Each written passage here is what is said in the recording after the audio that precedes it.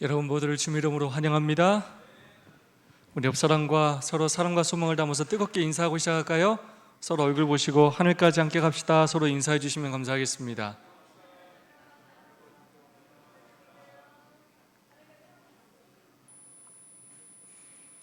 오늘 특별히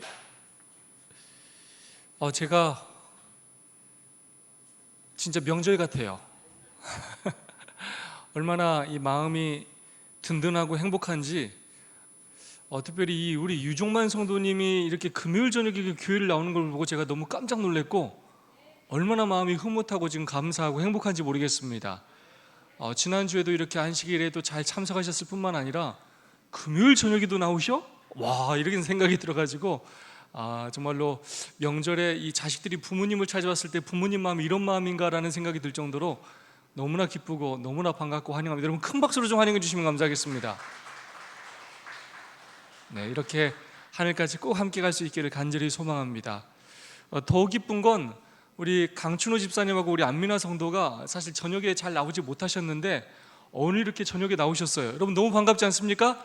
여러분 큰 박수 부탁드리겠습니다.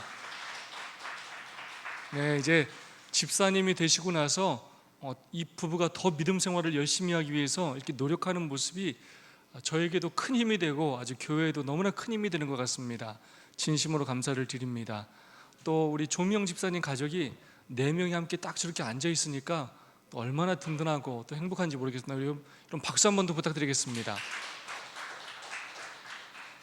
근데 그렇게 보면 정말로 이 새로운 가족들이 이렇게 많이 앉아 있는 것 꿈만 같고, 또 하은혜 집사님께서 이렇게 건강을 되찾고 남편이 맨날 태워다 주고 또 태우러 오고 하는 이런 또 봉사를 통하여 교회 오시는 것이 얼마나 감격스럽고 또 하나님께 감사한지 모르겠습니다.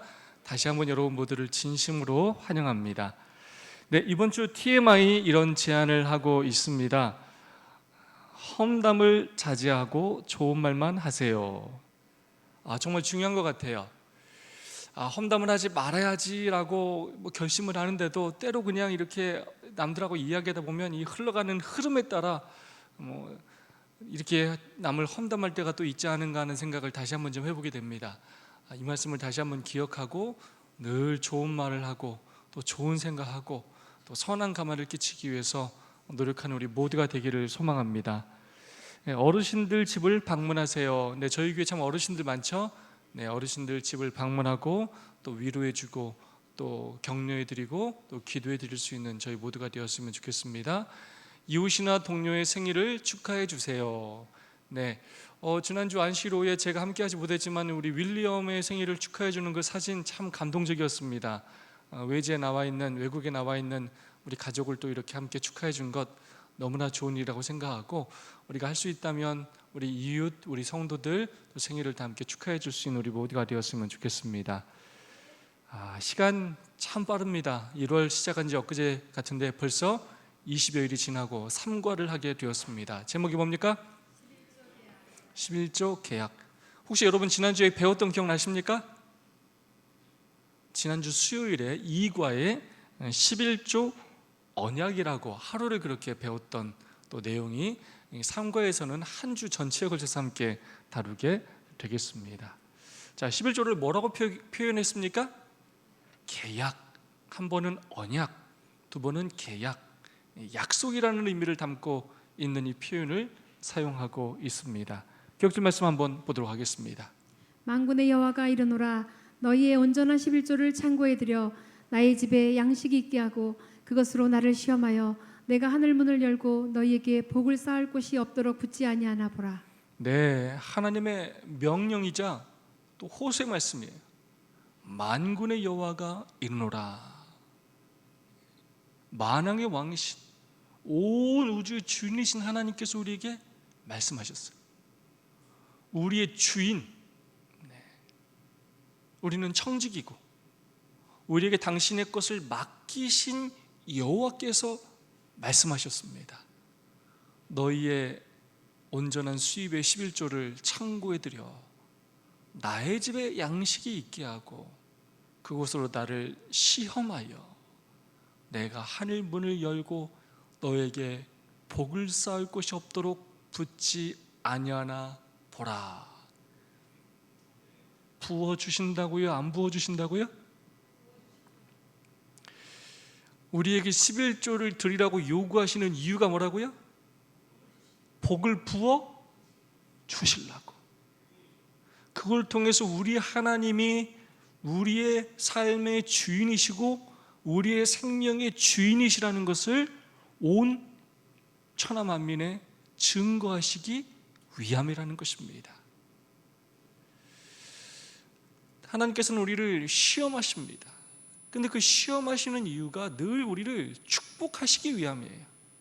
우리에게 자유의지를 주시는데 그분은 늘 우리를 축복하시기를 기뻐하시는 분이기 때문에 우리가 하나님의 뜻에 순종하기만 한다면 하나님은 우리에게 당신께서 주시고자 하는 모든 축복들을 우리에게 부어 주신다는 것입니다.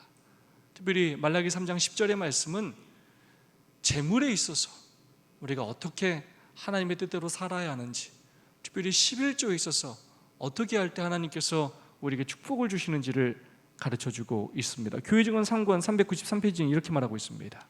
확실한 제도가 모세에게 주어지기 이전부터 사람에게는 종교적인 목적으로 하나님께 헌물을 바치는 것이 요구되었으며 그 근원은 멀리 아담 시대까지 거슬러 올라간다. 네, 십계명, 율법과 여러 율례, 법규들이 주어지기 전부터 아담 시대로 거슬러 올라가서 이 십계명은 이 11조 제도는 헌물을 바치는 이런 제도들은 태초부터 그렇게 존재하였다라고 이야기하고 있습니다.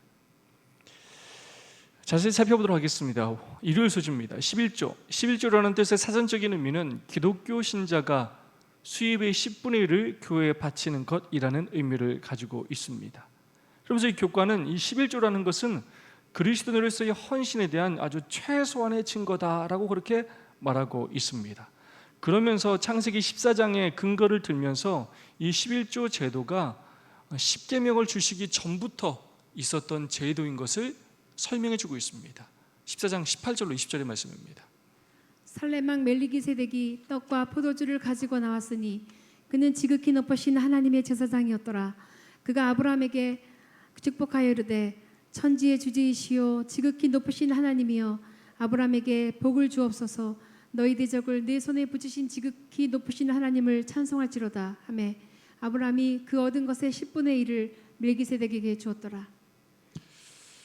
이 내용이 왜 중요하냐? 어떤 사람들이 이렇게 안식일을 지키지 않아도 되는 이유를 어떤 이유로 들어 설명하냐면 안식일은 유대인들을 위한 것이다 라고 주장할 때가 많아요. 근데 안식일은 언제 주어졌습니까? 태초에 지었어요. 근데 천지를 창조하시고 아담과 하와를 만드셨을 때는 아담과 하와는 유대인이 아니었습니다. 인류의 시작이었을 뿐입니다. 모든 사람에게 안식일 제도를 주셨다는 거예요. 똑같은 이치로 아브라함이 이스라엘이라는 민족을 이루기 전에 이미 아브라함 때 아브라함이 뭘 드렸다고요? 11조를 드렸다는 것입니다. 그러므로 이 11조는 이스라엘 백성들만을 위한 것이다 라고 성경은 이야기하지 않는다는 것입니다. 이미 하나님께서 우리의 주인으로서 우리는 주님의 것들을 관리하는 청지기로서 마땅히 11조를 하나님께 드려야 될 것을 태초부터 그렇게 말씀해 주셨다는 것입니다. 그 부분에 대하여 교과는 이렇게 이야기하고 있습니다. 멜기세덱과 그리스도 모두 레위 족속이 아니었다. 따라서 11조 제도는 레위인들이 구별되기 전에 이미 있었고 그 후에도 계속되었다. 11조는 유대인만의 관습이 아니며 시내산의 히브리인들로부터 유래된 것도 아니다. 네, 그 근원이 하나님께로부터 태초부터 시작되었음을, 그러므로 모든 사람에게 이 의무가 있고 또 축복받을 권리가 있음을 우리에게 말해주고 있습니다. 창세기 28장 13절, 14절, 20절, 22절 누구에 대한 얘기입니까? 야곱에 대한 이야기입니다. 성경 말씀 한번 읽어보도록 하겠습니다. 또 본즉 여호와께서 그 위에 서서 이르시되 나는 여호와니 너의 조부 아브라함의 하나님이요 이삭의 하나님이라. 내가 누워있는 땅을 내가 너와 네 자손에게 주리니 네 자손이 땅의 티끌같이 되어 내가 서쪽과 동쪽과 북쪽과 남쪽으로 퍼져나갈지며 땅의 모든 족속이 너와 네 자손으로 말미암아 복을 받으리라. 야곱이 서원하여 이르되 하나님이 나와 함께 계셔서 내가 가는 이 길에서 나를 지키시고 먹을 떡과 입을 옷을 주시어 내가 평안히 아버지 집으로 돌아가게 하시오면 여호와께서 나의 하나님이 되실 것이요 내가 기둥으로 세운 이 돌이 하나님의 집이 될 것이요 하나님께서 내게 주신 모든 것에서 10분의 1을 내가 반드시 하나님께 드리겠나이다. 네, 지금 야곱이 이렇게 하나님께 언약을 하고 그가 맹세하는 걸 통해서 우리가 알 수 있는 사실은 그 당시에도 많은 사람들에게 하나님 앞에 이 11조를 드리는 것이 아주 일반적이었다라는 것을 알 수가 있다는 것입니다.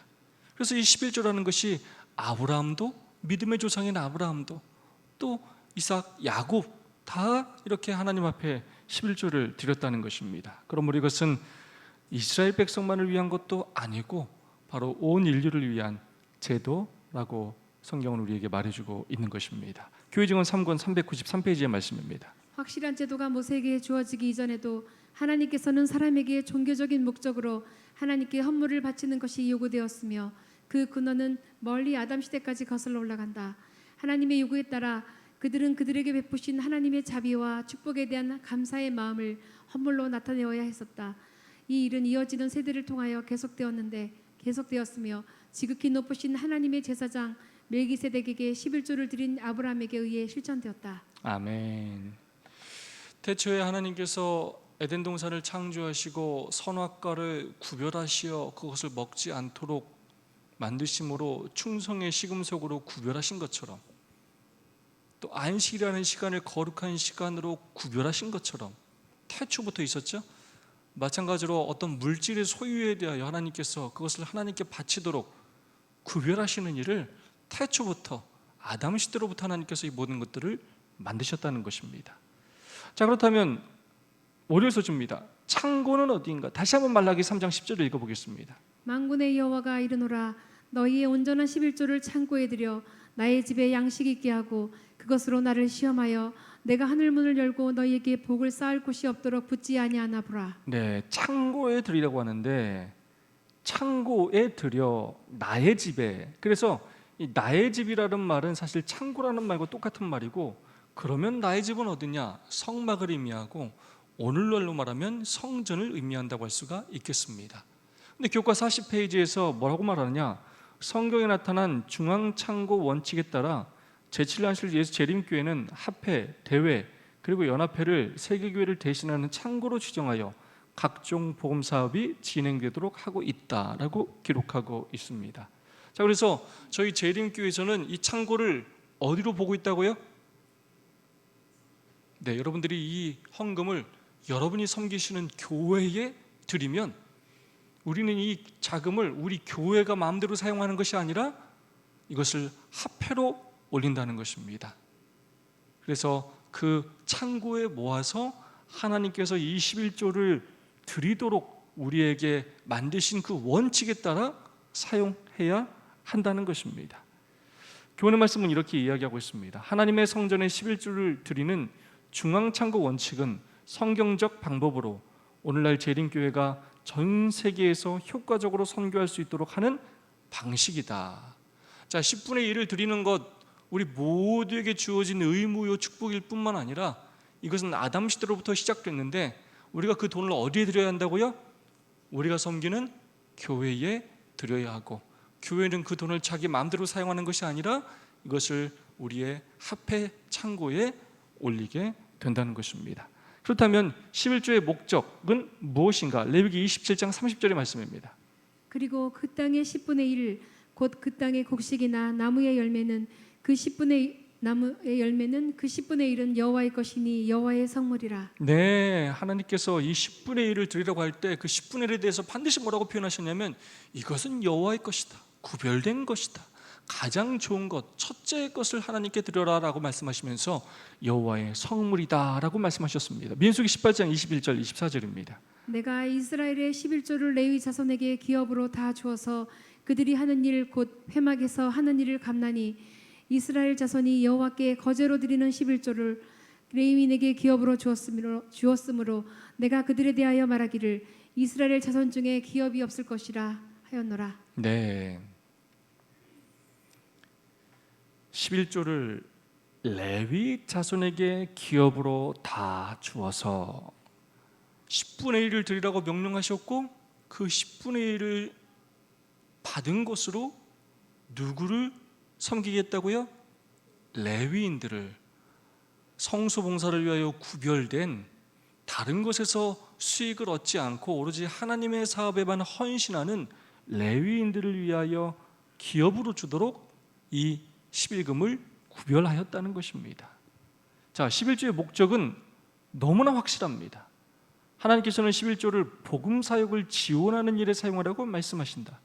그렇기 때문에 하나님의 11조는 교육자들의 필요를 채우기 위해 사용된다. 자, 오늘 정말로 중요한 내용을 배웁니다. 자기 마음대로 자기의 수입의 11금을 사용하면 안 된다는 거예요. 자기가 개인적으로 누구를 돕는다거나 감상금을 드린다거나 다른 목적원금으로 사용하거나 안 된다는 거예요. 또 자기가 섬기는 교회 아닌 교회에다 또 드리는 거 안 된다는 거예요. 자기가 섬기는 교회에서 그 합회로 이 11금을 드리도록 해야 하고, 그 자금은 다른 곳이 아니라 오로지 하나님의 복음 사업을 위하여 사역하는 교육자들을 위해 사용되어져야 한다는 것입니다. 사도행전 20장 35절입니다. 범사에 여러분에게 모본을 보여준 바와 같이 수고하여 약한 사람들을 돕고 또 주 예수께서 친히 말씀하신 바 주는 것이 받는 것보다 복이 있다 하심을 기억하여야 할지니라. 네, 주는 것이 받는 것보다 복이 있다. 이것은 하나님께서 우리에게 가르쳐 주신 너무나 삶의 기본적인 원칙입니다. 주는 것이 받는 것보다 복이 있는데, 우리가 특별히 하나님께 이 11조를 드릴 때, 특별히 복음 교육자들을 위하여 우리의 11금을 드릴 때 놀라운 축복을 하나님께서 약속하신다는 것입니다. 교훈의 말씀입니다. 우리의 수입에서 10분의 1을 떼어 하나님께 드리는 믿음의 행동을 통해 어떤 상황 속에서도 하나님을 신뢰하며 살아가는 법을 배울 수 있다. 왜 수입의 11조를 떼어 드리도록 하느냐? 복음 사업을 위하여 드리도록도 하지만 이런 일들을 통하여 하나님이 우리의 생명의 주인이심을 깨닫게 할 뿐만 아니라 우리의 마음속에 이기심을 제하고 하나님의 사업에 더욱더 관심을 갖게 하시기 위함입니다. 그러므로 우리의 생명이 돈에 있는 것이 아니고 물질이 있는 것이 아니고 하나님이 우리의 생명이심을, 하나님이 우리의 주인이심을 끊임없이 기억하라고 우리에게 주시는 제도입니다. 11조를 드리는 목적은 복음사업 유지, 교회 증언 3권 393페이지 말씀입니다. 그분은 이 방법으로 복음 사업을 유지하도록 계획하셨다. 그분은 11조를 당신의 것이라고 주장하신다. 그러므로 우리는 11조를 언제나 거룩한 물건으로 생각하고 그분의 사업의 유익을 위해 그분의 창고에 드려야 한다. 그분은 또 우리의 자원하는 예물과 감사의 예물을 요구하신다. 이 모든 헌금은 복음을 땅끝까지 전하기 위해 바치는 것이다. 아멘. 최근에 신학과에 오는 학생들이 점점 지원하는 학생들이 줄어든다는 이야기를 자주 듣습니다.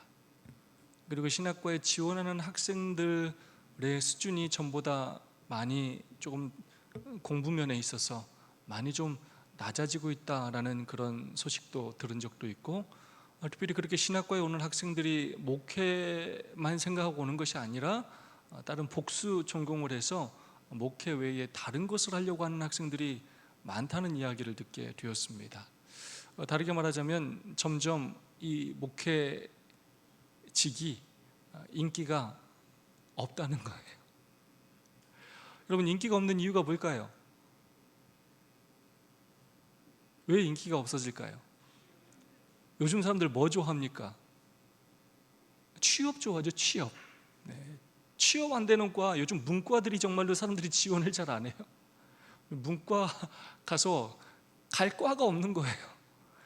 문과를 졸업하고도 취업이 너무나 어려운 거예요. 그만큼 신학을 졸업하고도 목회에 나오는 일이 너무 어렵다 보니까 신학과를 지원하는 수가 점점 줄어들고 있고, 또 그렇다고 이게 또 월급이 많은 또 직업이 아니기 때문에 무조건 사명감만으로 하라는 것으로는 이게 정말 안 되는 시대가 되었고, 맞벌이를 하지 않으면 자녀를 키울 수 없는 시대가 되었기 때문에 그런 것들을 이제 다 눈으로 보아오고 자라는 그런 자녀들이 점점 이 하나님의 사업을 위하여 헌신하는 일을 점점 멀리하고 있고 기피하고 있는 현실이라는 거예요. 그래서 지금 저희가 할 수 있는 일은 무엇이냐? 하나님께 드려야 할 11금을 우리가 구별하여 충성되게 드림으로써 이 교육자들을 위하여 우리가 바쳐야 할 이런 헌물들을 풍성히 준비함으로 더 많은 교육자들이 이 일을 위하여 몸바쳐 일할 수 있는 그런 길들을 우리가 열어줘야 한다는 것입니다. 돈 때문에 찾지는 않겠지만 이 사업을 하는 사람들이 돈 때문에 이 일을 그만두지 않도록 지원하는 일은 또 우리가 해야 할 중요한 일이고, 하나님께서 또한 이 복음 사업을 끝까지 유지하기 위하여 땅끝까지 전하기 위하여 사용하시는 그런 제도라는 것입니다. 수율 소지입니다. 자, 총 수입에 대한 11조인가 순수익에 대한 11조인가, 이번 기는 굉장히 실제적인 내용들을 다루고 있습니다. 교과 44페이지 말씀입니다. 성도들의 11조 생활을 연구한 결과에 의하면 재림교인들 대부분은 총 수입, 즉 세금 공제 전 수입을 기준으로 11조를 드리고 있다. 1990년도에 대총회에서 발간된 11조의 원칙과 지침 22쪽에는 다음과 같이 기록되어 있다. 11조는 법적인 세액 공제나 기타 근로자 공제 전의 총 수입을 기준으로 계산하여 드려야 한다. 네, 왜 꼭 이렇게 드려야 합니까? 라고 하면 드릴 말씀이 없습니다. 네, 이것은 저희 제7일 예수 재림교회가 성경에 나와 있는 그 말씀을 또 이렇게 함께 이렇게 또 정하고 해석하여서 이렇게 하도록 그렇게 권고하고 있는 내용입니다. 그래서 교회직원 사고는 이렇게 표현하고 있어요. 각 사람은 스스로 자기 재산의 평가자가 되어 마음의 의도대로 드리게 되어 있다. 네, 마음의 의도대로 결국 드리게 되어 있다는 것입니다. 아무리 이렇게 해라라고 해도 결국 자기가 드리고 싶은 대로 많은 사람들이 드린다는 것입니다. 하지만 할 수 있다면 총 수입에 대한 11조, 순수익에 대한 11조 중에서 총 수입에 대한 11조를 드릴 수 있다면 더욱더 좋겠습니다. 청년직에게 보내는 기별 66페이지는 이렇게 말씀하고 있습니다. 아브라함이 행한 것처럼 그들의 모든 소유의 10분의 1과 얻은 모든 것의 10분의 1을 드려야 한다. 충실한 11조는 주님의 몫이다. 그것을 바치지 않는 것은 하나님의 것을 도적질하는 것이다. 모든 사람은 아낌없이 자원해서 기꺼이 11조와 헌물을 주의 창고에 드려야 한다. 왜냐하면 이렇게 할 때 축복이 있기 때문이다. 하나님의 것을 하나님께 드리지 않으면 안전함이 없다. 아멘. 참 이 돈이라는 건 신기해요. 네, 이 돈이라는 것은 많다고 행복한 것도 아니고 아낀다고 잘 사는 것도 아니에요. 없다고 불행한 것도 아니에요. 제가 이 김순덕 집사님을 알아온 지 꽤나 오래됐는데, 김순덕 집사님이 자기 스스로 이런 얘기를 할 때가 참 많아요. 자기는 가진 건 없는데 부자처럼 산다고. 제가 이렇게 그분을 이렇게 자주 이렇게 대하면서 정말 그런 걸 느낄 때가 참 많아요. 이렇게 돈이 많은 부자가 아닌데 늘 나누고 베풀고 섬기고 또 그렇게 사는 것을 기뻐하고 행복해하고 감사하는 모습을 보면서 제가 뭐라고 말하냐면 집사님 진짜 부자시라고. 진짜 부자처럼 사신다고. 그래서 우리가 때로 우리가 가진 것들이 정말로 바르게만 쓰여진다면 그것은 우리의 삶을 너무나 행복하게 하고, 그 가진 것이 얼마 되지 않아도 그것으로 우리의 삶은 더욱더 윤택해지고 더 큰 축복을 받기도 한다는 것입니다. 하지만 많이 갖고 있어도 그것을 바르게 사용하지 않으면 오히려 그것이 내 삶의 근심과 염려가 되고 또 내 삶을 잘못된 길로 이끄는 하나의 나쁜 걸림돌이 될 수도 있다는 것입니다. 특별히 하나님의 것을 하나님께 드리지 않을 때는 안전함이 없대요. 반드시 어디에선가 문제가 생겨요. 어디선가 그것을 까먹게 돼 있어요. 네, 신기해요. 그래서 결국 우리가 하나님의 것을 하나님께 드릴 때, 하늘 창고에 드릴 때, 하늘에 쌓아둘 때, 그것은 도둑질 당하지도 않고 영원한 하늘의 재산으로 남게 되고 하나님께서 더 큰 축복으로 갚아 주신다는 것입니다. 아낌없이 자원하여 창고에 드리는 우리 모두가 될 수 있기를 소망합니다. 목요소주입니다. 정직한 11조를 충성스럽게 드림, 두 단어가 아주 중요합니다. 정직과 충성.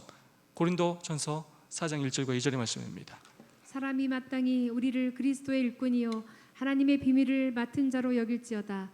그리고 맡은 자들에게 구할 것은 충성이니라. 네, 맡은 자들에게, 청지기들에게 구할 것은 충성이다라고 말하고 있습니다. 자기 마음대로 11금을 드리고 싶은 만큼 드리지 말라는 것입니다. 수입 또는 수입의 증가분의 10분의 1을 드리라는 거예요. 하나님께서 어떤 금액에 있어 헌금을 드리는 일에 있어서 비례성을 강조하셔요. 특별히 11금에 있었어요. 11금과 각종 헌금 다 마찬가지예요. 전통적으로 저희가 안식일학교 헌금, 설교 헌금 정말 10년, 20년, 30년 전부터 1,000원짜리를 드리는 경우들이 많아요. 물가가 지금 정말 몇십 배가 올랐는데도 여전히 1,000원. 그리고 또 이걸 누구하고 비교하냐면 성도들을 비교해요. 뭐에 따라서 결정해야 되는데? 자기의 수입. 자기의 수입에 따라 결정해서 헌금을 드려야 되는데 남들에게 이걸 맞춰서 헌금을 꼭 드리려고 그래요. 위화감 조성하면 안 된다고.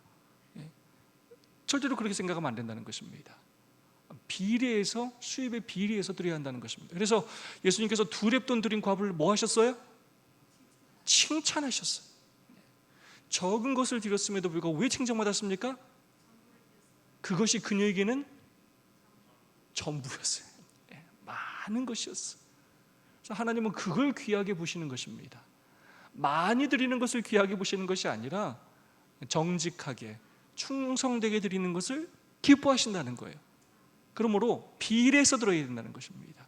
수입 또는 수입의 증가분을 드려야 한다는 것입니다. 또 창고에 드려야 된다는 것입니다. 다시 한번 강조합니다.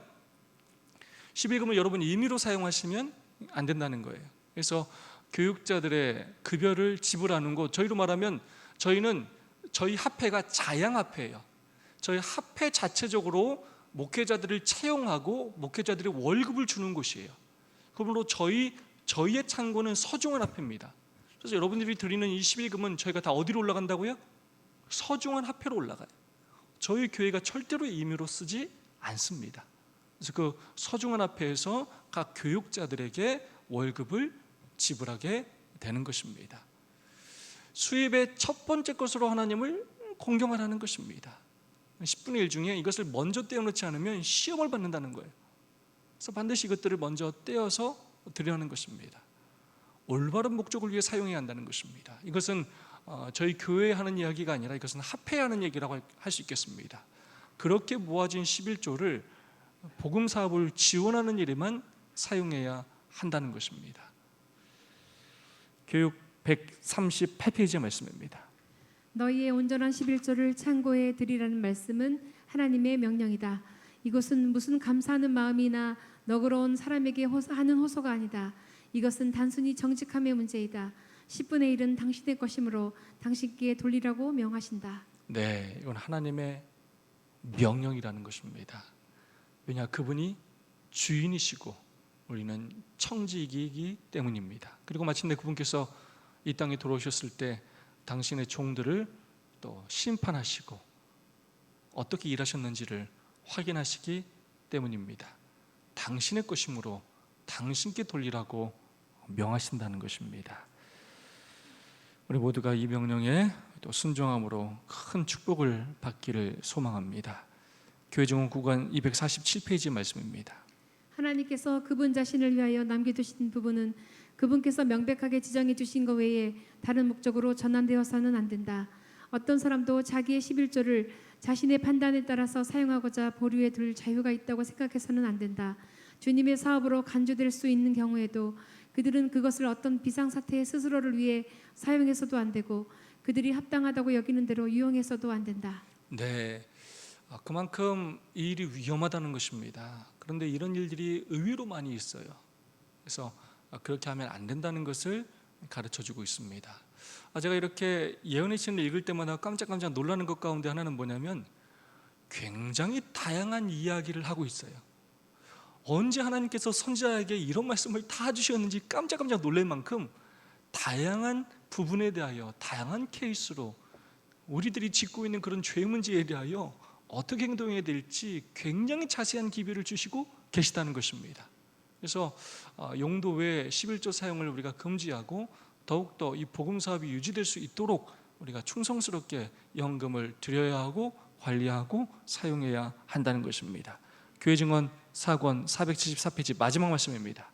마땅히 해야 하는 대로 우리의 온전한 11조가 주님의 보고로 들어간다면 거룩한 목적을 위해 선물과 헌금이 10배나 배가 되는 축복을 받게 될 것이며 하나님과 인간 사이의 통로가 활짝 열리게 될 것이다. 아멘. 온전한 11조가 드려진다면 거룩한 목적을 위한 선물과 헌금이 10배나 배가 되는 축복을 받게 된다는 거예요. 그러면 더욱더 복음 사업은 확장되게 된다는 것입니다. 우리가 정말로 우리 교회가 부흥하기를 원하지 않습니까? 네, 이 복음 사업이 정말로 흥황하기를 우리가 바라지 않습니까? 네, 우리가 정직하게 드리는 그 11조가 또 하나님의 이 사업에 유용하게 쓰여지게 될 것입니다. 그 축복을 경험하는 우리 모두가 될 수 있기를 소망합니다. 서로 나누는 시간을 갖도록 하겠습니다. 두 분, 세 분씩 짝을 지으시고 그대가 적은 수익 가운데서 11조를 구별하는 것이 어떻게 그대의 믿음을 성장하도록 돕고 있으며 어떻게 교회와 사회의 복으로 돌아오고 있습니까? 여러분이 헌금을, 특별히 11금을 드렸을 때 받았던 축복들, 본인이 경험했던 그런 축복들을 서로 나누고 감사하는 그런 시간을 그렇게 가지면 좋겠습니다. 두 분 또는 세 분씩 짝을 지어서 모두 참여해 주시기를 부탁드리겠습니다. 정지혁 집사님은 앞으로 오시면 좋겠습니다. 우리 이병준, 우리 안성월 장로님하고 함께 해주시면 좋겠고요.